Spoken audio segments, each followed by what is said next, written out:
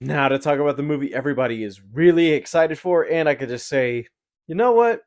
Let's see what I think about this whole thing. Hey, what's up, you guys? It's me, Dirk, the Overview, backing up with another video. So we got our first trailer for Spider-Man Brand New Day. It's been years since we've seen Peter Parker on the big screen and mentioned at a point where I feel like, okay, are we gonna get another Spider-Man movie in between this whole Avengers Doomsday Secret Wars thing, or is that still not going to happen? It took a couple years, some negotiating, and some new change in direction because I feel like the last Homecoming trilogy, or the Home trilogy, if I were to say, because I feel like, yeah, everything you can say about MCU Spider-Man is the fact that, okay, this Spider-Man kind of had a little bit too easy with a little bit of support from the Avengers, mostly Tony Stark. And watching those movies at the time, I feel like, okay, this is a new reintroduction of Spider-Man in the MCU, which I was excited for. And the fact that we haven't seen Spider-Man in a universe set with other heroes, I was like, okay, this is kind of cool to see for the first time.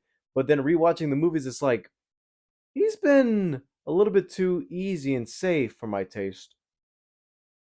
He died in Infinity War, but I don't think that was enough. His identity was exposed in the last movie, and the only solution was for everybody to forget who he was and have Spider-Man live on and do his own thing. But I feel like, okay, so now we're actually doing a whole new trilogy, maybe, but also a movie where we have street level Spider-Man and actually having Spider-Man do Spider-Man stuff. No MJ, no friends, no Aunt May, and no help from the Avengers in this case. We do have a couple characters like the Punisher and Bruce Banner Hulk showing up in this thing, but I feel like, okay, those are the cool MCU additions we have, but also a Spider-Man movie actually dealing with Spider-Man villains like Tombstone, especially where I feel like, okay, Daredevil season 2 is going to lead to this, but it would have been cool to get the Kingpin in on it, but I feel like even though they kind of did have Kingpin for Into the Spider-Verse, the actual live action rights are a little bit different. Not only that, but also the return of Scorpion, which is a payoff for a post-credit scene, but not just that, but also one of those.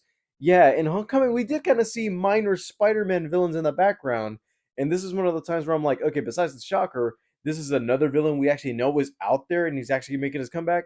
Even though we kind of did see him in Your Friendly Neighborhood Spider-Man, which I feel like if he was actually included in a couple of movies earlier, that would have been the best introduction to the Scorpion, especially in live action because we've actually seen Spider-Man villains be done good in the MCU. Where I feel like, yeah, they're Spider-Man villains, but then again, they're not actually antagonistic towards Peter Parker originally.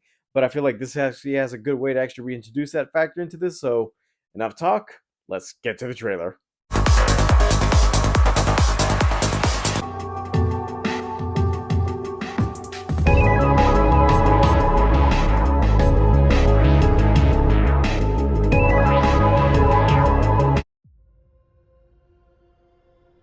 I can't believe our first hit in my team. MJ, come on. Pretend like you're not the happiest you've ever been in your entire life. I can't. I knew it.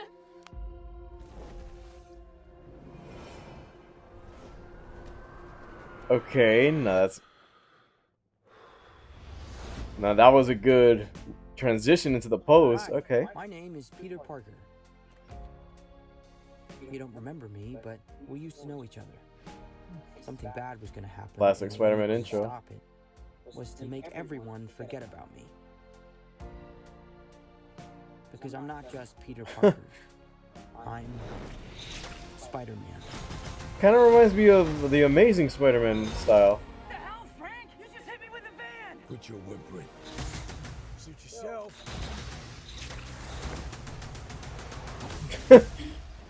Mother. Go home! And sometimes All right. Spider-Man has to do the hard thing, even if it breaks Peter Parker's heart. Oh, it's Paul. What is happening to me? I heard about this storyline too from the leaks.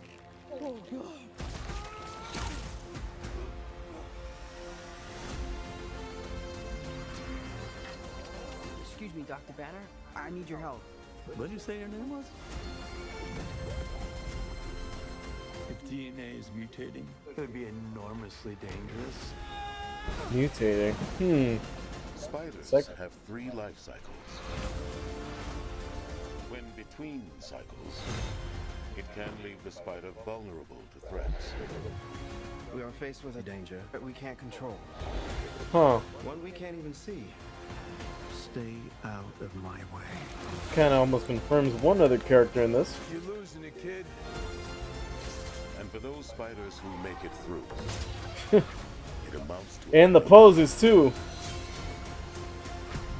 Oh, no, no, that was nice. I love Rebirth. that. Straight up hit a web with a sword. Nice flowers. Oh, they're, a housewarming gift. I'm MJ, I'm just a neighbor from across the hall. friendly neighbor.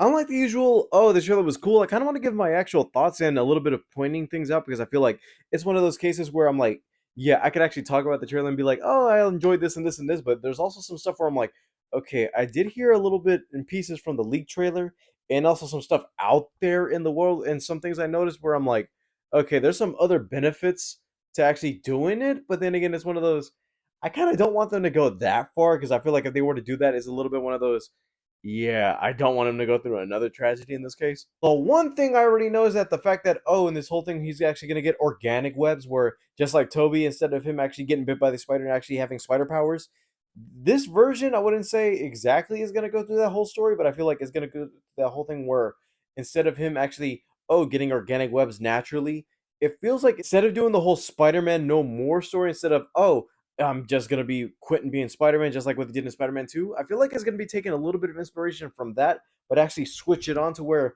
this version of Peter Parker actually wants to be Spider-Man all the time, like the same way the Batman was, oh, 90% Batman and 10% Bruce Wayne. Spider-Man here is more Spider-Man than Peter Parker, and I feel like we're gonna be seeing a lot of him in the suit. Also, based on that one shot where he has black eyes, I could just say, ooh, we're gonna get Man Spider. I don't think Morlun is actually gonna make an appearance in this thing, but I feel like the way they're going to be doing the Man Spider story is going to be where, oh, Peter Parker is actually feeling like a new mutation. Like, speaking of mutants, we actually have a couple more mutants introduced in the MCU, and seeing as though one other secret character played by Sadie Sink is introduced in this, and I don't even want to say if it is, but it feels like from the looks of the trailer, it could be her. It's possibly Jean Grey. Now, why is Jean Grey in a Spider-Man movie? I don't even know, but also slowly factoring the way of mutants. But I wouldn't put it past mutation because I feel like, yeah, even in the animated series and some comics and some people like to say Spider-Man is a mutant, but then again, it's like technically he's not even a mutate. Where in this case, where I'm like, yeah, he was bitten by a radioactive spider, giving him these abilities, but that doesn't make him a mutant exactly. Just because he's like, oh, I have these powers, doesn't mean he's actually one of the X-Men in a sense where he doesn't have the X gene. And seeing Peter coming out of a web cocoon kind of tells me, yeah, he's actually going to be going through that little transformation. And there's some great moments in this trailer too, like when you see Peter recreating some of the moments like Amazing Fantasy, the Todd McFarlane image, even him going through his daily life being Spider-Man, seeing as he got the key to the city. Also, spoiler for Daredevil Born Again. Also, speaking of Daredevil, I don't even know why, and it kind of confirm that the Hand is also taking a part in this thing. Where I'm like, it's kind of weird that you have a movie with the Punisher and Hulk, but no Daredevil in this case. Where I'm like, the Hand is one of those villains where I'm like, okay, all the Netflix stuff is canon.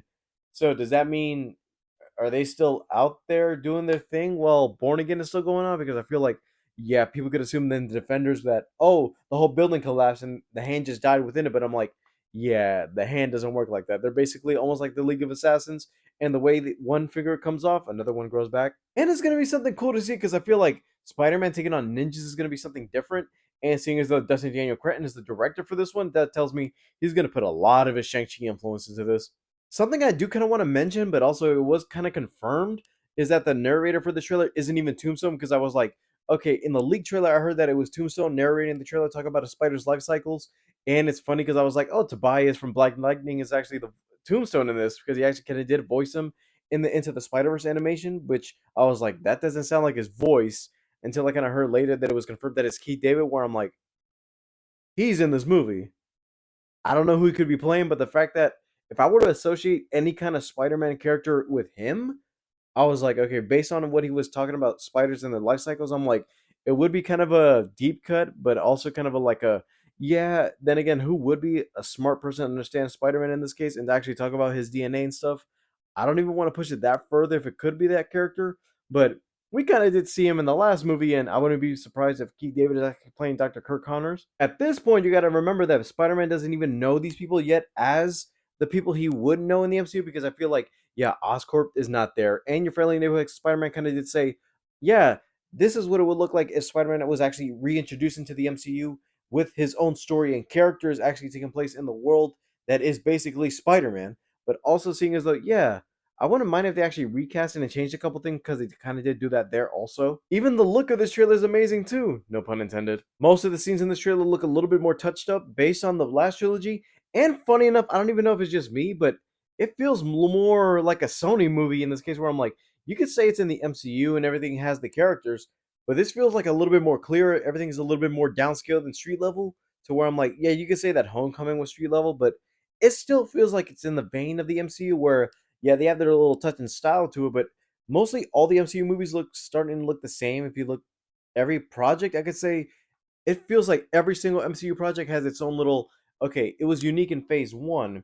Going into phase 2, it has its own little style based on the characters, but then phase 3 on every movie starting to look the same where I'm like, yeah, it doesn't have its own little style and tone to it. This by far feels like the most Sony-est Spider-Man movie where I feel like, okay, the Amazing Spider-Man had its own little style and flair, even the Tobey movies, but I'm like, this brand new day feels like it actually is taking more inspiration from those movies rather than just say, you know what, it's gonna look like every other MCU movie out there. And just because they had a couple hits where I'm like, okay, we touched up a little bit of the things we could do in the Thunderbolts and Fantastic Four, but it still feels more MCU centric. Unlike this movie where I'm like, yeah, this feels more like a Sony movie. But then again, it's in the MCU, so I can't deny it's not the same thing. All I can say is the trailer looks great, and hopefully it's actually a good run before we actually get into Doomsday, because I feel like, yeah, there's not a lot of lead up to go into that, and seeing as though Tom Holland isn't actually in Doomsday, which is the sad part about this whole ordeal. I know we're gonna see him in Secret Wars, but then again, it's like, what is he gonna go through in this that he's not gonna end up showing up in the next movie? Because I feel like either he's gonna go through one last depressing Peter Parker movie and then go into the whole Avengers movie all, I wouldn't say symbiote out, but I kind of want to see Spider-Man actually go on for a good run in the MCU because I feel like he's the one character I feel like at the time it was a risk because we could have lost him after Far From Home with the whole Sony deal. But then again, I feel like yeah, he's the character I feel like if originally that the King Dynasty was supposed to make him the anchor being and the main character for that Avengers film, I would have accepted him and be like, you know what? He's the one united against all, and he's basically the hero most people aspire to be, especially the way he looks in this trailer. And I kind of like that too, because it's something I got to mention with Spider Man that every other movie does, but this Tom Holland trilogy didn't, was the fact that every win for Spider Man is always a loss for Peter Parker. And in this case, every win for Spider Man in this trailer, especially in his moments, being separated from MJ and Ned, is basically a loss for Peter Parker, and he has to deal with everything on his own now. All I can say is the trailer was great, and July can't come sooner. Alright, guys, thank you guys for watching. Don't forget to leave a like and subscribe. All my social media is down in the description below, and I'll see you guys next time. Bye, guys.